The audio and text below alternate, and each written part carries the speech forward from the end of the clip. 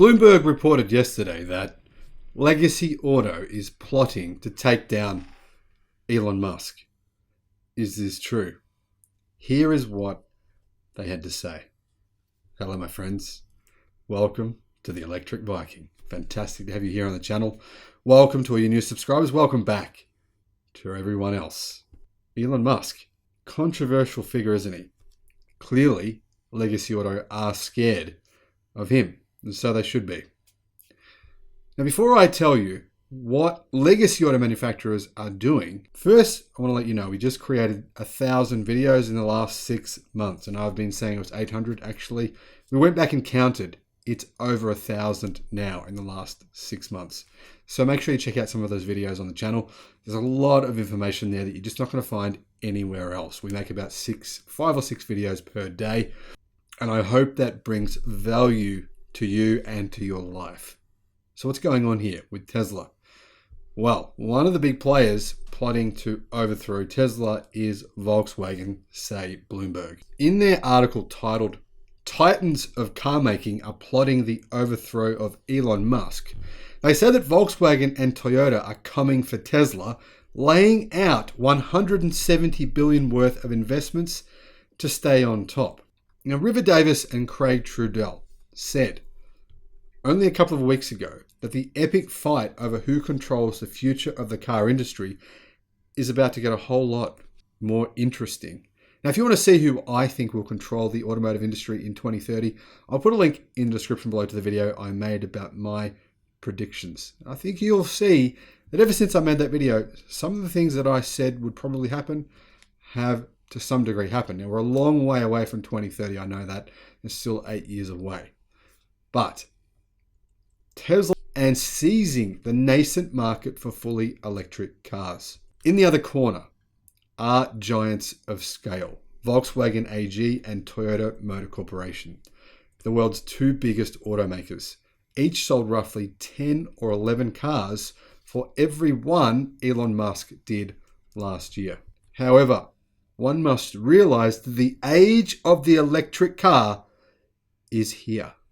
Within 5 days of one another last month, Volkswagen and Toyota, masters of mass production, laid out plans to spend $170 billion over the coming years to preserve their claim on an industry they've dominated for decades. I'm going to share with you my predictions at the end of this video, where I think Toyota will be in 2030 and where I think Volkswagen will be in 2030. So stick around for that. Executions at the very top of these incumbents. Executives at the very top of these automakers are acutely aware the transition from the internal combustion engine won't be orderly. It could get ugly. Something akin to when Apple Inc. entered the mobile phone market and outclassed once dominant Nokia. Yep, the same thing is happening right now. After a year of standout growth, during which Tesla became far and away the most valuable automaker in history, the trillion-dollar question is whether Musk's advantages heading into the next generation of car making are insurmountable, as his company's market capitalization suggests they are. When the two biggest car companies in the world decide to go all in on electric, there's no longer a question of speculation. The mainstream is going electric, said Andy Palmer, the former chief of Aston Martin and ex-Nissan Motor Company executive, often referred to as the godfather of EVs, after being instrumental in developing the Japanese carmaker's battery-powered Leaf. I expect the shift to electric vehicles to be faster than everyone expects, he said. The ways Volkswagen and Toyota have moved to defend their ground are as different as one would expect from proud German and Japanese titans of industry. One is coming out swinging, putting Tesla squarely in its sights, and the other is investing heavily in EVs while continuing to hedge and spread its bets. But is that a good strategy? Biding time as the early stages of the revolution shake out could mean Toyota is left behind. Now, Toyota has the behemoth doing the furious slugging to take on Musk is Volkswagen, which has grown over 84 years into a stable of a dozen brands. There's 12 brands, manufacturing in some 120 locations around the world and employing more people than the population of Detroit. Volkswagen Group generates roughly $280 billion a year, churning out models ranging from the Tiguan and the Passat, bearing its namesake badge, to Lamborghini supercars and Scania heavy trucks. Every year that Chief Executive Officer Herbert Diess has been at the helm, Volkswagen has announced unrivaled budgets for electrification. On December the 9th, he delivered his largest plan yet, allocating 89 billion euros, $100 billion to EV and software development over the next half of a decade. Diess constantly uses Musk as a measuring stick, so much so that he's acknowledged annoying some within Volkswagen's ranks. In October, he welcomed Musk as a surprise guest at an executive conference with 200 of the automaker's top managers. And soon after that, they tried to fire him. Volkswagen's initial foray into EVs was with luxury models such as the Audi e-tron and the Porsche Taycan. Last year, it sought to make a splash with more mainstream offerings, the ID3 hatchback and the ID4 sport utility vehicle crossover car. Our transformation will be fast, Diess said during a Tesla-style battery event in March. Bigger than everything in the industry that has been done so far over the past century. That's a big claim. 10 months into 2021, Volkswagen had delivered around 322,000 fully electric vehicles, just over half of its 600,000 sales goal. Sanford, C. Bernstein and co-analysts have assumed Volkswagen would sell around 450,000 EVs for the year, which isn't the end of the world, but it's also not quite a reason to celebrate. Diess is undeterred. The architecture that the ID3 and the ID4 share will underpin a total of 27 EVs by the end of this year, of 2022. Volkswagen will go from making these models at 5 factories in Germany, China, and the Czech Republic to 8, starting up production from 2 more facilities in its home country and at its 1 US assembly plant in Chattanooga, Tennessee. Volkswagen has also seen solid results with its high-value EV models within the group. The Taycan, for instance, is poised to outsell the 911 sports car. More electric Porsches are on the way soon, with the brand expected to introduce a fully electric version of its popular Macan SUV. Toyota's long-standing positioning for the future was on display only a couple of months ago at a racetrack in the hills of Western Japan, while the company brought along its battery-powered BZ4X electric SUV. The car Akio Toyota took for spins around the circuit was a Corolla Sport H2 concept vehicle equipped with a hydrogen-fueled engine. Heading into uncertainty, what we need are diverse solutions, the grandson of Toyota's founder said during a November 13 news conference. We don't want to tie ourselves to just one option. Diversity is one thing. Absence, that's another. The hybrid powertrain trailblazer known for the Prius has acknowledged being a little bit late to fully electric vehicles. And that was 4 years ago. Toyota's first mass market global EV isn't set to debut until the middle of this year. And that essentially will actually be a BYD under the skin. But weeks after taking hot laps in a hydrogen car, Toyota, the CEO, traded his racing overalls for a suit and tie and gave outsiders an unprecedented look at a bevy of future products. When the first curtain was unveiled at a media briefing on a man-made island in Tokyo Bay, there were 5 EVs flanking him. The CEO delivered a brief sales pitch for each vehicle, then raised his palms to the skies before another curtain revealed 11 more battery electric models. Welcome to our showroom of the future, he said, announcing plans to roll out 30 EVs by the end of the decade. Of the 8 trillion yen or $70 billion Toyota dedicates to electrification in that span, half will go to fully electric models. The automaker is aiming to sell 3.5 million EVs annually by the end of this decade, almost double a target set just 7 months earlier.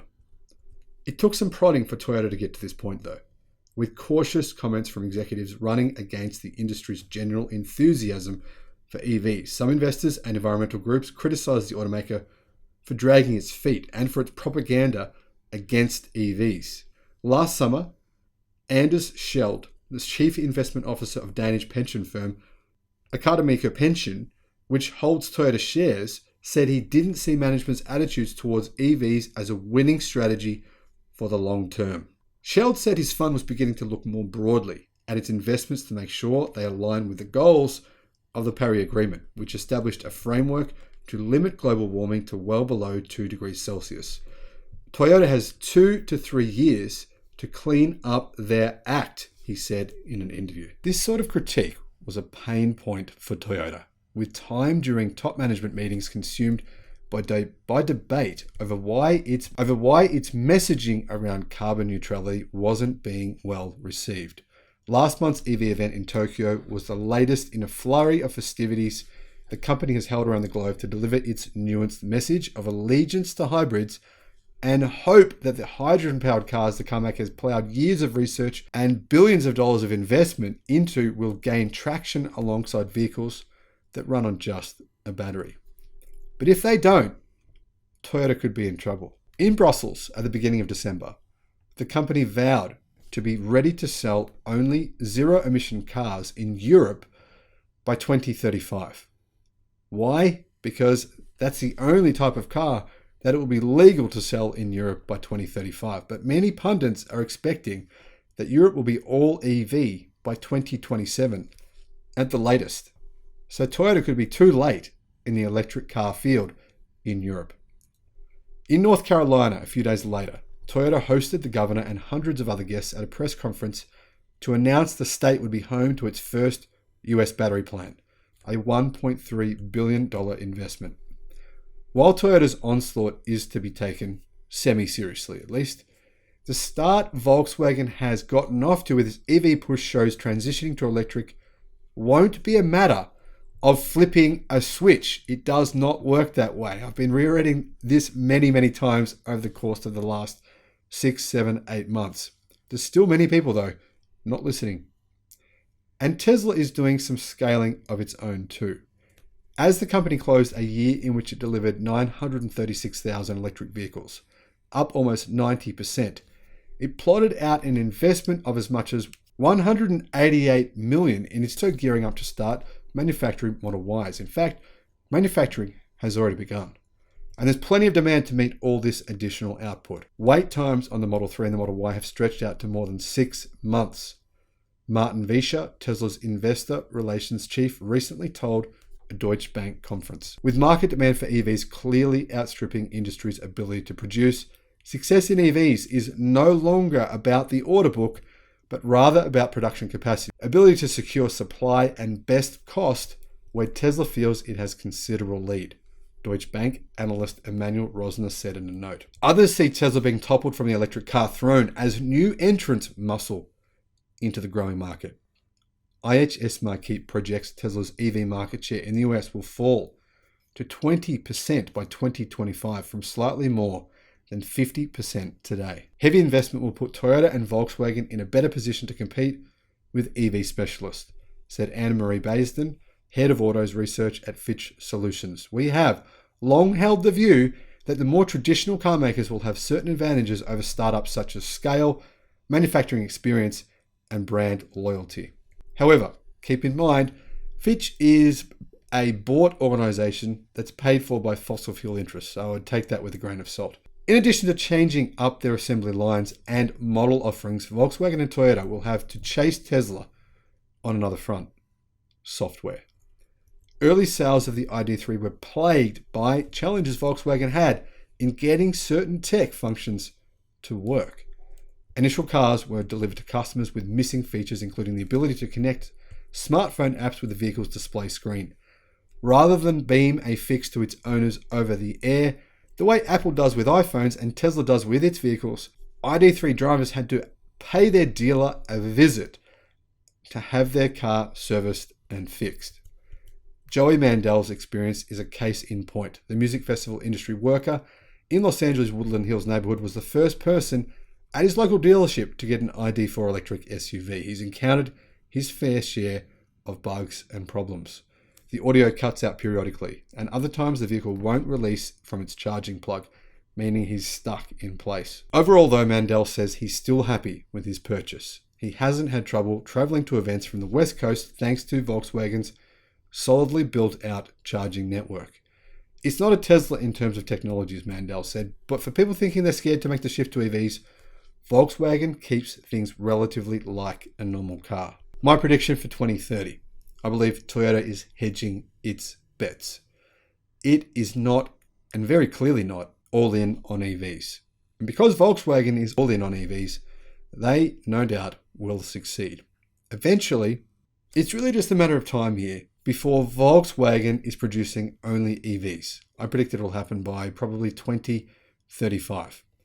Toyota, on the other hand, is going to struggle mightily. It will lose market share in a very, very similar way to the way that Nokia did, but it's going to happen much quicker than people realize. Right now, the similarities are glaring between the Nokia Apple situation and today's Tesla versus Toyota situation. Volkswagen has said, you know what? Tesla is right. We need to follow Tesla. Toyota, on the other hand, are sticking their heads in the sand and pretending nothing's happening and it's all going to be okay. The fact that the CEO showed us 25 concept cars and thought we'd all be wowed by those is evidence in case in point, really, isn't it? Really, this is just showmanship. It's not reality. Anyone can build a concept car. Literally any YouTuber can build a concept car. All you need is a little bit of money. That is not the hard part. The hard part is getting the battery supply, something that Toyota right now does not have. In fact, if you look at Toyota's plans, they are currently in a dire situation in terms of their ongoing battery supply, ramping up their electric vehicle production over the next 5 years. They're going to lose significant market share as a result. Volkswagen and Tesla have many, many different plans. Tesla has 6 different options for batteries, 6. And they're working on a 7th. Volkswagen is doing similarly. They're building a European battery company. They're investing in solid state technologies, 25% in a big battery company in the US, 25%, 26% of Goshon High Tech in China. They have other battery factories. They have 6 gigafactories going up in Europe soon. And they are very much aware of what needs to be done. Toyota, on the other hand, are getting BYD to make their electric cars for them because they are not currently in a position to do so themselves. Does that sound like a car company to you that's going to succeed over the next decade? I don't think so. My predictions for 2030. Tesla will probably manufacture somewhere in the range of 10 to 15 million electric vehicles by 2030. A large percentage of those will be cheaper EVs, such as the $25,000 EV that is coming. Is that coming? Yes, it most certainly is coming. Sure, it's on hold right now. However, the reason it's on hold right now, I believe, is because Tesla is waiting for LFP battery supply to ramp up. It's waiting for Goshon High Tech to build its factories in the United States. It's waiting for CATL to build its factory just down the road from Giga Shanghai, which will provide Tesla, between the two of them, with nearly 300 gigawatt hours per year of LFP battery supply. Now, until I hear similar plans from Toyota, I have zero faith in the company. Its anti-EV efforts and the fact that it's still sitting on the fence say that you probably shouldn't have a lot of faith in them either. Thanks for listening, and I'll see you again on the next video.